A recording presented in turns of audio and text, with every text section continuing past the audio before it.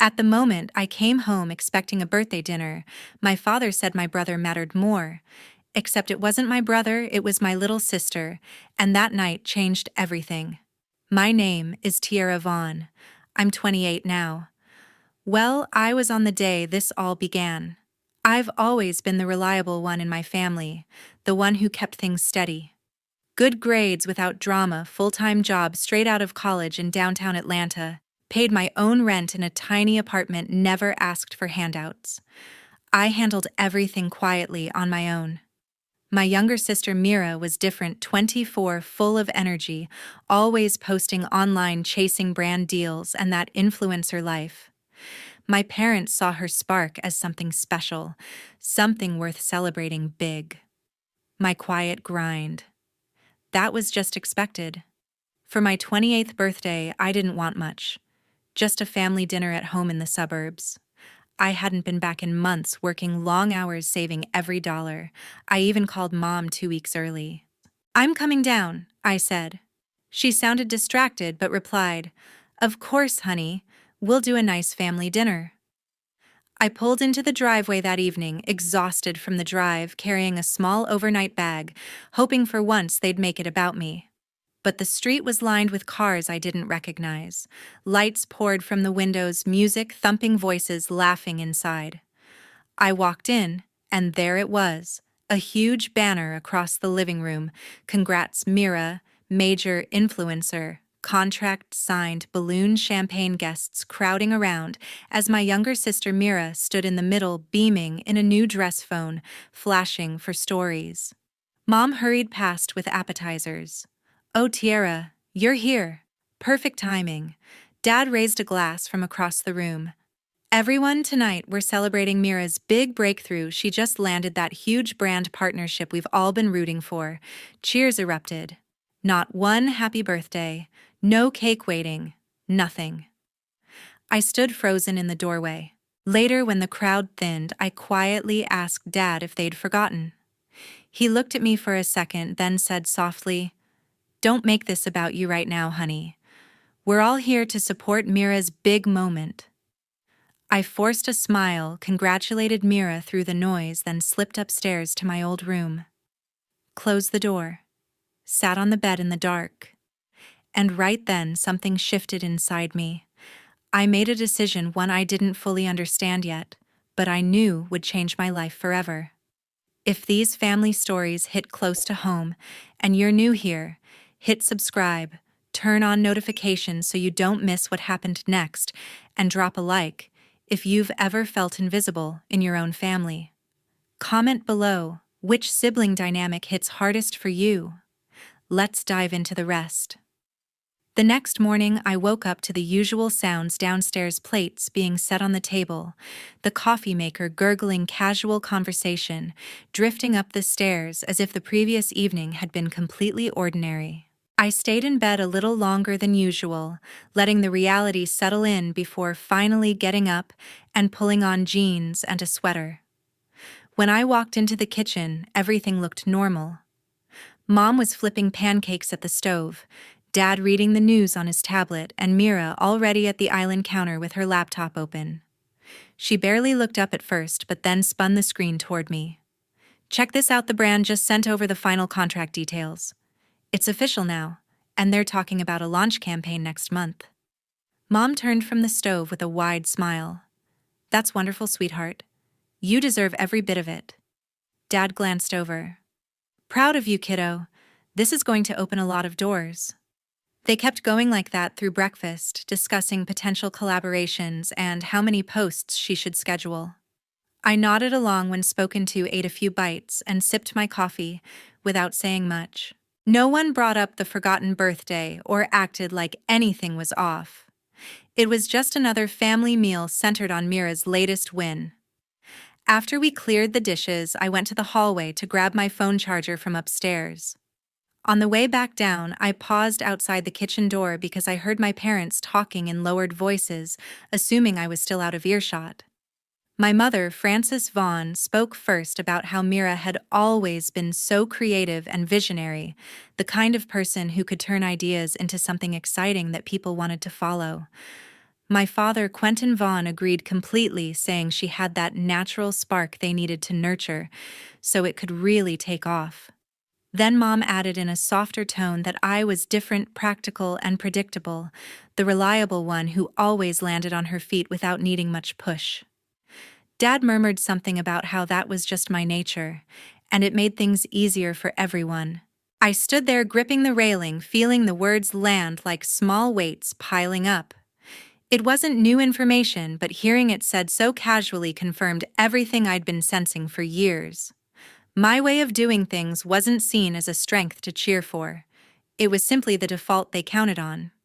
I didn't march in to argue or demand they explain themselves. That would only turn me into the one causing tension, and I wasn't going to give them that. Instead, I took a breath, walked into the kitchen with a neutral expression, and picked up my bag from the chair. "Time for me to head back," I said calmly. "Work week's starting tomorrow." Mira looked up from her phone. "So soon, you could stay another night." Mom wiped her hands on a towel. "At least let me pack some leftovers for the road." Dad just waved from his seat. "Safe drive." I gave quick hugs where expected, said generic goodbyes, and carried my things out to the car. The drive from the suburbs into downtown Atlanta gave me plenty of time to think, watching familiar landmarks pass as the distance grew. By the time I parked outside my apartment building, the plan was clear. No more putting energy into waiting for them to see me differently. I started scaling back right away. Texts became shorter, calls went unanswered more often, weekend visit invitations got polite declines, blamed on work. The space felt strange at first, but also necessary. That same evening, once I unpacked and settled in, I opened my laptop after dinner and signed up for an online digital marketing course. The modules covered everything from audience building to content strategy and analytics areas Mira played in casually for her posts, but I dove into with focus. Every night after my regular office hours, I'd log in, take notes, complete assignments, determined to learn it properly and turn it into something solid of my own. I kept it all to myself. There was no point sharing with the family. They already had their vision of who I was, and I was done trying to change it. A few months went by, and the silence from home felt louder than ever.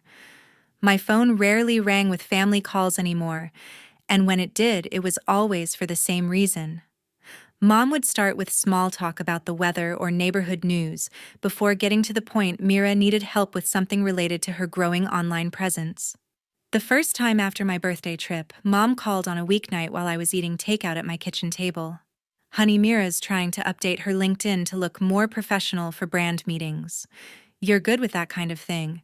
Could you take a quick look at her profile and suggest changes?" I agreed, logged in later that evening, and spent an hour rewording sections, adding keywords, and reorganizing her experience to highlight the new contract. Mira texted thanks the next day with emojis, but nothing more. A couple weeks later, Dad phoned during my lunch break at the office. "Your sister got her first big payout from the influencer deal and isn't sure what to do with it. Investment savings accounts, she could use your advice since you handle money so well." We set up a video call that weekend. I walked Mira through basic options like high-yield savings index funds and paying off any small debts first, even pulled up screenshots of apps I used myself. She listened, asked a few questions, then ended with, "This is super helpful. Thanks, sis." Mom followed up afterward to say how grateful they all were. It felt familiar, like the old pattern where my skills filled gaps without fanfare. I helped because part of me still wanted to be the useful one, the sister who showed up when needed. But each time the requests landed with a clearer edge. They weren't checking in on my life or asking about work promotions I'd earned quietly. It was always about supporting Mira's next step. After the investment chat, I started letting calls go to voicemail more often, replying with short texts, citing busy schedules.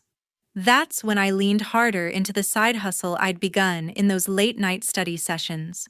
I set up a simple website for social media marketing services aimed at local Atlanta businesses, cafes, boutiques, small services needing better online reach.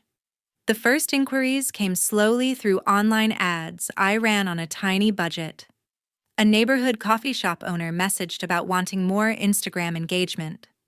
I took the job for a low rate, created a content calendar, scheduled posts, and ran basic targeted ads. Results were modest at first, but foot traffic picked up enough for a positive review. Not every project went smoothly. One client, a boutique clothing store, expected overnight viral success and pulled out after a month when growth was steady, but not explosive. That stung. I'd put in extra hours analyzing their audience and tweaking strategies. I refunded part of the fee to keep things professional, then used the feedback to refine my approach: clearer contracts, realistic timelines, better client education upfront. Gradually, word spread in local business groups online. A gym owner signed on after seeing the coffee shop's progress, then referred a friend with a salon.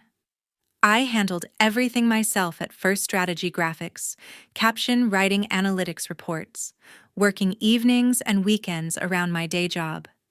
Payments started coming in regularly, small but consistent, covering my rent some months and letting me upgrade tools like scheduling software. The traction built quietly, repeat clients asking for expanded services inquiries, doubling every few weeks.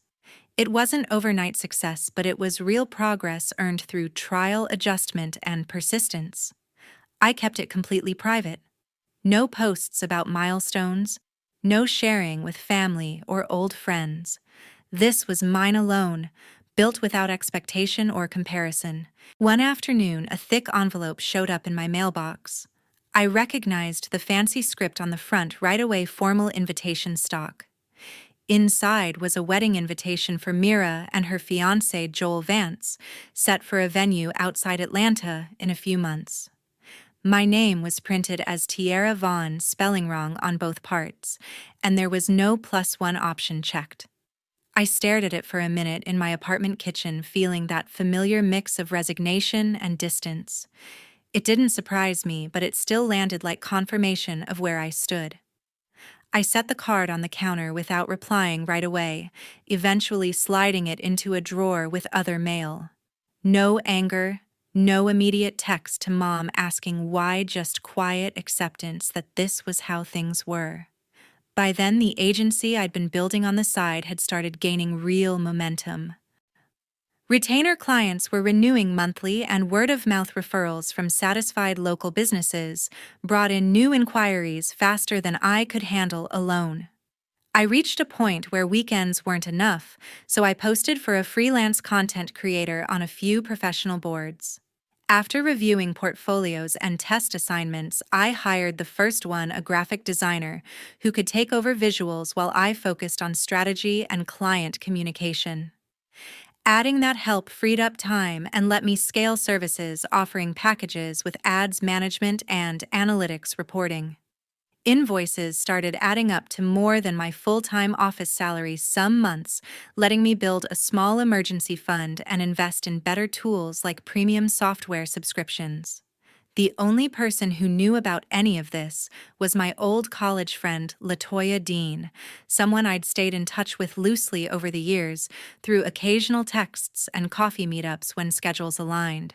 We'd roomed together sophomore year, and she worked in marketing too, so when I needed honest feedback on my website early on, I shared the link with her. She became my sounding board for pricing ideas and contract templates, always encouraging without pushing for details I wasn't ready to give. LaToya would check in every few weeks. "How's the secret empire going?" she'd tease, and I'd update her on new clients or challenges without naming the family side of things. Having that one outlet felt grounding, a reminder that not all relationships required proving worth. Around the same time the invitation arrived, hints started slipping through about Mira's situation. Mom mentioned in a rare voicemail that Mira was feeling overwhelmed with wedding planning costs creeping up faster than expected. Dad followed up in a text asking if I'd heard from her lately, adding that the initial brand money had gone quicker than planned on equipment and travel for shoots. I listened to the messages but didn't call back right away. From what little filtered through group chats, I still glanced at Mira's posts, showed new outfits and events, but comments from industry friends suggested some partnerships were stalling or paying late. The big payout she'd celebrated hadn't stretched as far as everyone assumed, especially with upcoming expenses piling on. It marked a shift, I noticed quietly. No more casual requests for my input, just vague updates that carried an undercurrent of strain. My agency kept growing in the background, steady and self-sustained, while the family dynamic I'd stepped back from began showing its own cracks without me filling them. About 2 weeks before the wedding, my phone rang with an unknown number. I was at my desk wrapping up emails when I answered. It was Latoya on the line. "Hey, quick heads up, Joel Vance, Mira's fiancé, reached out to me. He asked if I'd pass along his contact because he needs to talk to you about something sensitive. Said it's nothing dramatic, just needs clarification." I remembered Latoya mentioning she'd met Joel at a marketing industry event earlier that year. They'd connected over shared contacts in content creation since he occasionally coordinated shoots for Mira. It wasn't completely out of left field as a link. I told her it was fine to share my number. Joel called later that night while I was unwinding on the couch with takeout. His voice was calm but careful. "Appreciate you taking the call. This feels awkward bringing up, but I've been digging into the wedding budget and some details Mira gave me aren't lining up with the statements." He went on to explain how certain deposits for the venue and photographer had been covered early, but when he cross-checked accounts for joint expenses, Mira told him part of the funding came from a private donation. Specifically, she said I'd offered to help anonymously with those portions, insisting on no recognition because I didn't want the spotlight. The numbers she'd referenced to vendors didn't match what showed in shared records, and now additional costs were surfacing faster than planned. Joel wasn't angry, just puzzled and wanting direct confirmation. "Did you send any money toward the wedding at all?" "Absolutely not," I replied without hesitation. "I haven't paid for the venue photography or anything related." "Zero contribution." He exhaled slowly on the other end. "Okay. That's what I needed to hear straight. Thanks for being upfront, it clears up a lot." We wrapped up politely with him saying he'd sort the rest internally. A few days later, Mom called on a quiet Sunday afternoon while I was prepping client files. She opened with the usual check-in about my week and apartment life before shifting gears. "Things are getting tight with the wedding expenses, sweetie. Mira's feeling the pressure and your dad and I are stretching what we can. If you could cover even one piece like the DJ or floral arrangements, it would take so much weight off everyone's shoulders." This was the most direct request, yet laced with that familiar expectation of family stepping up. I didn't deflect or make excuses. "Mom, I can't help with wedding costs. My budget is committed to my own priorities right now." She pressed a bit more, reminding me how Mira had always been the dreamer while I'd built security. When I repeated my position firmly, her tone shifted to quiet disappointment. "All right, we'll figure it out somehow." The call ended without warmth. For the first time, I'd drawn the boundary outright, no softening, no partial yes to keep peace. It felt final in a way previous distances hadn't. Joel's follow-up text came shortly after a simple thanks again for the honesty, noting it helped him see the full picture. I responded briefly, keeping it neutral. Latoya messaged separately to check if everything was okay after passing the contact, but didn't pry beyond that. Our chat stayed on work topics mostly. Agency demands filled the gap, new campaigns launching, freelancer coordination, invoice tracking. Momentum held steady, grounding me through the odd ripple from home. Hints of strain surfaced indirectly in Mira's online updates, fewer sponsored posts, more vague stories about busy planning. The financial gaps were starting to show even from my removed viewpoint. I stayed focused on my routine, letting events unfold without involvement. The wedding date approached, but it felt like something happening in a parallel world. The day before the wedding, I headed to a major industry networking event in downtown Atlanta.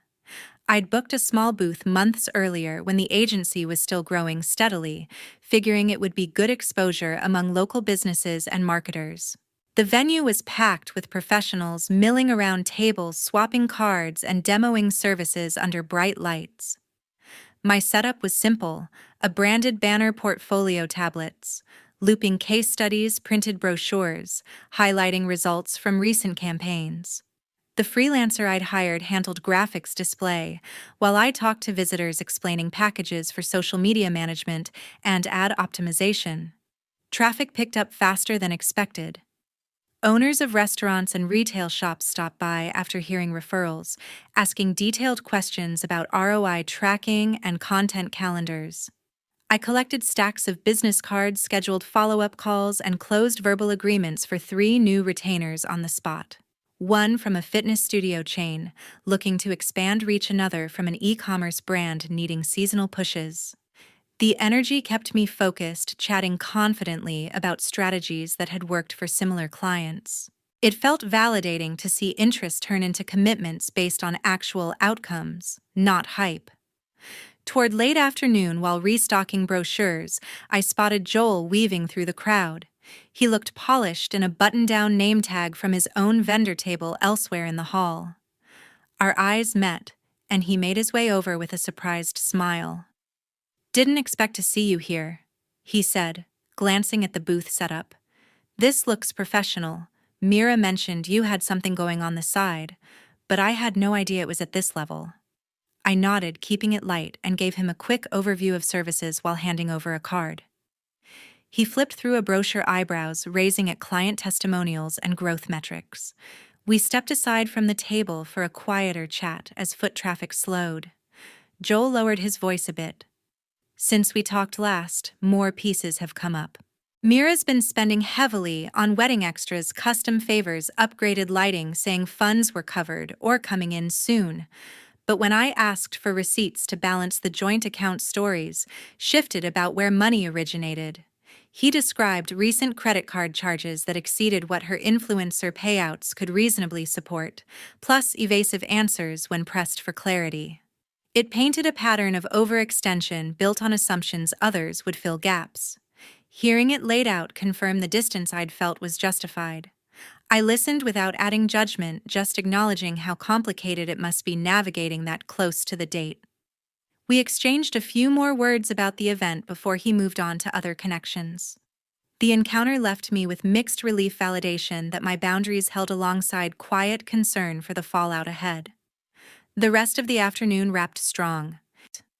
I packed up with confirmed meetings lined up for the following week, contracts scanned and emailed.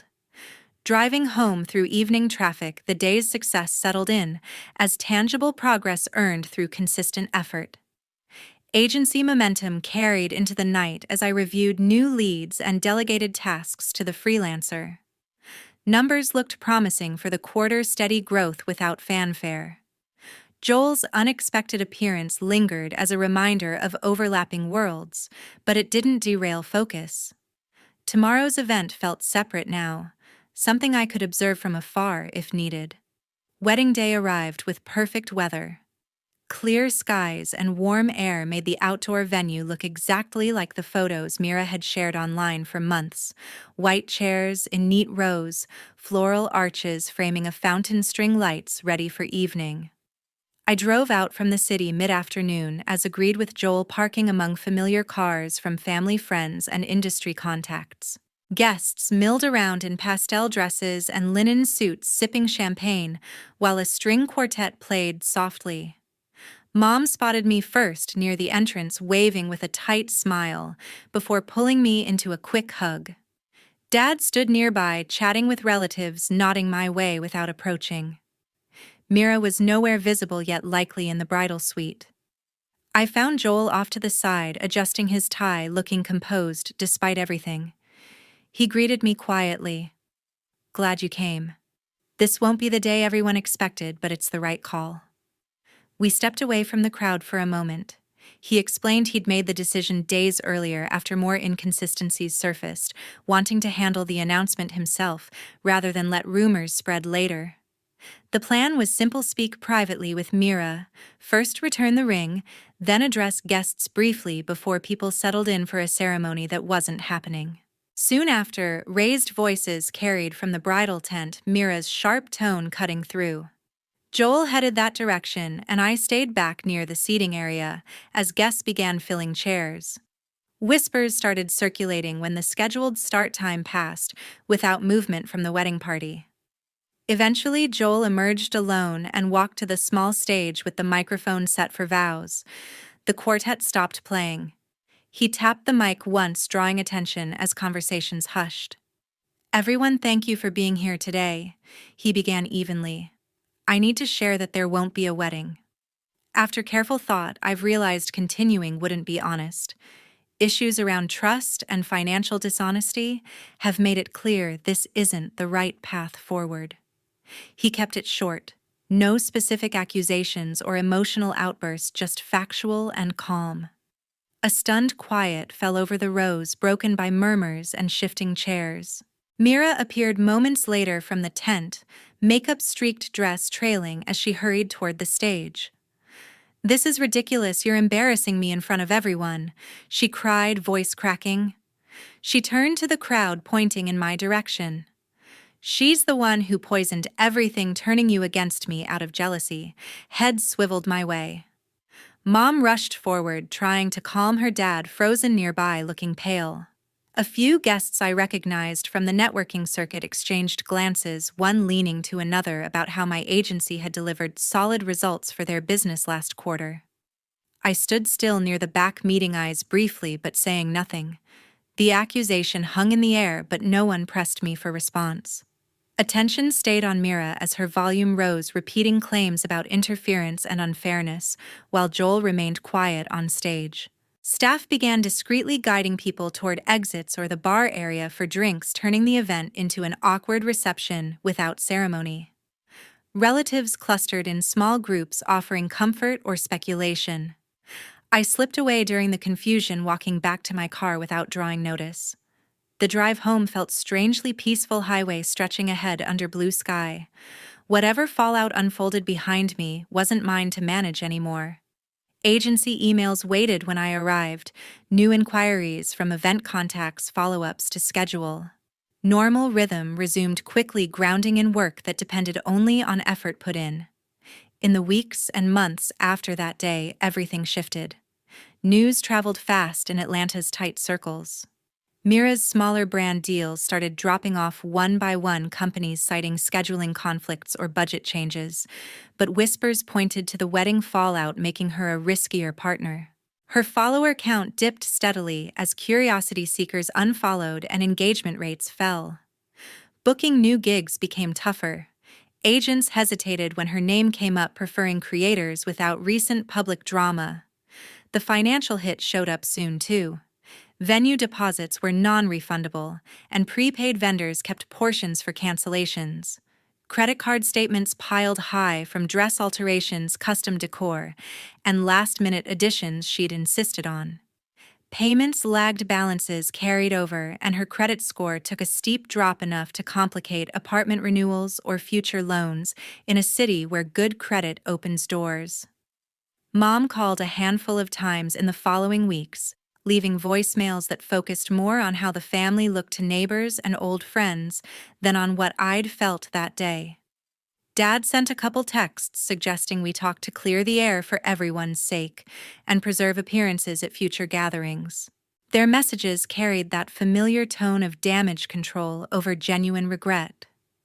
I listened once or twice, but didn't respond with more than short acknowledgments at first. Gradually, I stopped picking up altogether, letting calls ring through before blocking numbers when patterns repeated. The quiet that followed felt like closing a chapter I'd outgrown. Agency growth filled the space instead. Client roster expanded with referrals from satisfied local businesses, retainers stacking up reliably.